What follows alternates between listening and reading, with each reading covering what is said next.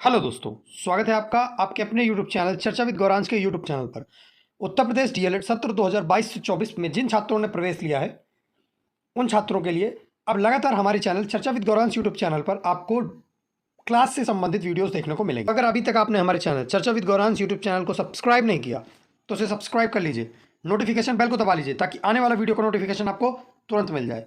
तो चलिए शुरू करते हैं आज के इस वीडियो को। प्रश्न है, विकास के परिणाम स्वरूप व्यक्ति में नवीन विशेषताएं और नवीन योग्यताएं प्रस्फुटित होती हैं, निकलती हैं। यह कथन किसका है? एक बार परिभाषा सुनेंगे। परिभाषा यह है कि विकास के परिणाम स्वरूप व्यक्ति में नवीन विशेषताएं यानी नई गुण, नई विशेषताएं और नवीन योग्यताएं यानी नई योग्यताएं प्रस्फुटित होती हैं, निकलती हैं। यह कथन किसका है? क्या यह कथन जेम्स ड्रेवर का है? क्या यह कथन हरलॉक का है?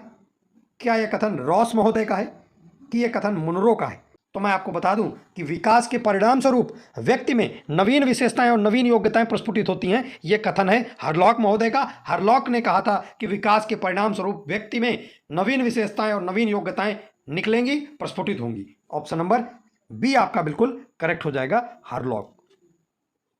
अगला प्रश्न देखते हैं। देखिए, अगला प्रश्न है, आज बाल विकास मुख्यतः बालक के रूप में व्यवहार, रुचियों, लक्ष्यों में होने वाले विशिष्ट परिवर्तनों की खोज पर बल दिया जाता है। यह कथन किसका है? क्या यह कथन हरलॉक महोदय जी का है? क्या यह कथन एडलर का है, ड्रेवर का है या क्रो का है? यह कथन हरलॉक महोदय का है। ऑप्शन नंबर ए आपका बिल्कुल करेक्ट हो जाएगा, हरलॉक। चले अगला प्रश्न देखते हैं। अगला प्रश्न है, मैकडूगल ने अनेक अध्ययन किस पर किए हैं? यहां पर विलियम मैकडूगल एक मनोवैज्ञानिक हैं और बहुत अच्छे मनोवैज्ञानिक हैं। इनकी कई सारी विशेषताएं आपको सत्र 2022 से 24 के अंतर्गत देखने को मिलेंगी, प्रथम सेमेस्टर में, द्वितीय सेमेस्टर में और अन्य आने वाली परीक्षाओं में भी। विलियम मैकडूगल का अध्ययन सबसे ज़्यादा किस पर रहा है, सबसे ज़्यादा किस पर अध्ययन करके इन्होंने मनोविज्ञान के सिद्धांत दिए हैं, उसके बारे में आपको बताना है। क्या इनका अध्ययन चूहों पर रहा है, मटर पर रहा है, बालकों पर रहा है या चूहों और मटर दोनों पर रहा है? तो देखिए, इन्होंने अपना अध्ययन जो किया था वो मटर पर नहीं किया था, बालकों पर नहीं किया था, मटर पर नहीं किया तो यह भी गलत हो जाएगा, चूहों पर किया था तो सही है। इसलिए ऑप्शन नंबर ए आपका बिल्कुल करेक्ट हो जाएगा, option number A. William McDougall ने अपने सबसे ज्यादा अध्ययन जो किए हैं वो चूहों पर किए। अगला प्रश्न देखते हैं। अगला प्रश्न है, आनुवांशिकता के अंतर्गत उन सभी तत्वों का समावेशन है जो व्यक्ति के भीतर गर्भधान के समय विद्यमान होते हैं। यह कथन किसका है? एक बार परिभाषा यानी डेफिनेशन को दोबारा सुनेंगे। आनुवांशिकता के अंतर्गत उन सभी तत्वों का समावेशन है जो व्यक्ति के भीतर गर्भधान के समय विद्यमान होते हैं।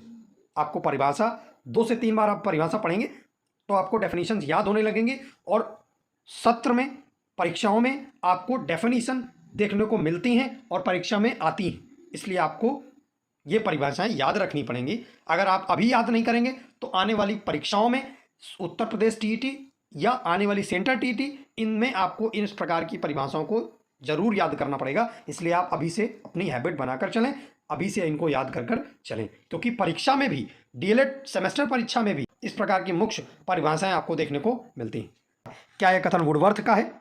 क्या यह कथन जिसबर्ट का है? क्या यह कथन पीटरसन का है कि यह कथन थॉमसन का है? तो देखिए, मैं आपको बताता हूं कि यहां पर थॉमसन महोदय ने आनुवांशिकता से संबंधित नियम नहीं दिए, पीटरसन भी ये गलत हो जाएगा, जिसबर्ट भी आपका ऑप्शन गलत है। आनुवांशिकता के सिद्धांत पर जो भी अध्ययन दिया है, परिभाषा दिया है, वो वुडवर्थ ने दिया है। ऑप्शन नंबर ए आपका बिल्कुल करेक्ट हो जाएगा, ऑप्शन नंबर ए। चलिए आगे देखते हैं। अगला जो प्रश्न है, अगला प्रश्न है, प्रेरणा से यानी प्रेरणा सामान्य क्रियाकलापों का प्रभाव है जो व्यक्ति के व्यवहार में एक उचित मार्ग पर हो जाती है। यह कथन किसका है?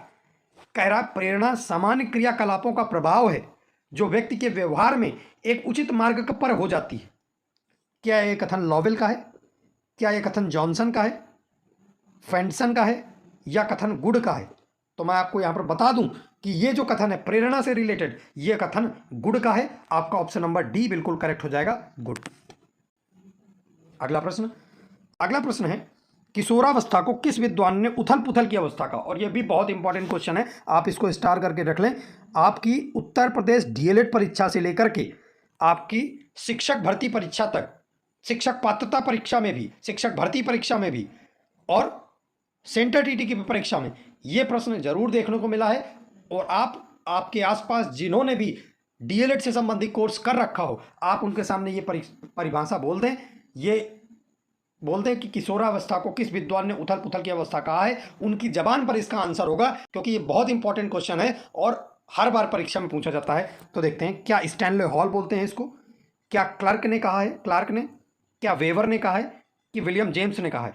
तो मैं आपको बता दूं, किशोरावस्था को उथल पुथल की अवस्था, तूफान की अवस्था, ये जो कहा है, ये कहा है स्टैनले हॉल ने। ऑप्शन नंबर ए आपका बिल्कुल करेक्ट हो जाएगा, स्टैनले हॉल। अगला प्रश्न देखते हैं।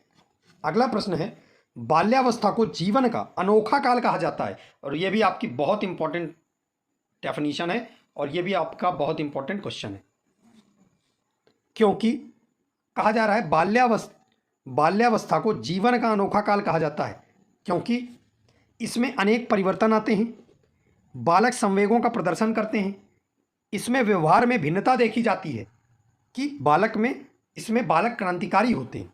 देखिए, अगर बालक क्रांतिकारी हो जाएगा तो पढ़ेगा क्या, तो बालक का अनोखा काल तो आएगा नहीं, क्रांतिकारी होना, तो ये ऑप्शन आपका गलत हो जाएगा। व्यवहार में भिन्नता अगर देखी जाएगी, अगर उसके व्यवहार में भिन्नता है तो ये अनोखा काल हो जाएगा, ऐसा संभव नहीं है, इसलिए आपका गलत हो जाएगा।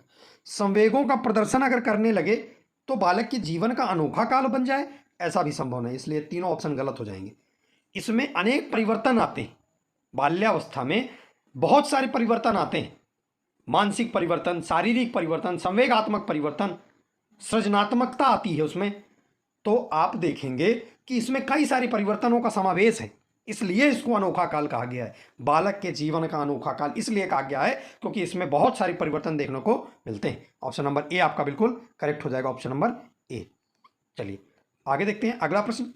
अगला प्रश्न है, निम्नलिखित में से कौन सी ग्रंथि बालक की हड्डियों के विकास में सहायक होती है? कौन सी ग्रंथि ऐसी है जो बालक के हड्डियों के विकास में सहायक होती है? क्या थाइमस ग्रंथि है, पिट्यूटरी ग्रंथि है, पैराथायराइड ग्रंथि है, या थायराइड ग्रंथि है? तो थायराइड ग्रंथि से तो हड्डियों का विकास नहीं होता, इसलिए थायराइड और पैराथायराइड तो दोनों गलत हो जाएंगे। थाइमस ग्रंथि भी नहीं सही है इसका ऑप्शन। इसका ऑप्शन जो सही है वो ऑप्शन नंबर बी सही है। पिट्यूटरी ग्रंथि से हड्डियों के विकास में सहायक होती है। बालक में हड्डियों के विकास में जो सहायक होती है वो ग्रंथि है पिट्यूटरी ग्रंथि। उम्मीद है आपको समझ में आ गया होगा। चलिए आगे देखते हैं। यहाँ पर हमारी प्रश्नों की श्रृंखला समाप्त होती है। उम्मीद है ये वीडियो अच्छा लगा होगा। अगर आपको वीडियो अच्छा लगता है तो वीडियो को लाइक करें, अधिक से अधिक शेयर करें और चैनल को सब्सक्राइब करें, ताकि हमें अंदर से एक मोटिवेशन मिले आपके लिए कुछ नया करने के लिए। और हम आपको लगातार आप चर्चा विद गौरांश यूट्यूब चैनल पर डीएलएड सत्र 2022 और 24 के छात्रों के लिए इस चैनल पर क्लासेस मिलेंगी, इसलिए आप कहीं ना जाएं। चर्चा विद गौरांश यूट्यूब चैनल को सब्सक्राइब कर लें, नोटिफिकेशन बेल को दबा लें, ताकि आने वाला वीडियो का नोटिफिकेशन आपको मिलता है। तो चलिए मिलते हैं किसी अगले वीडियो में किसी नई महत्वपूर्ण जानकारी के साथ, किसी नई महत्वपूर्ण क्लास के साथ। तब तक के लिए जय हिंद।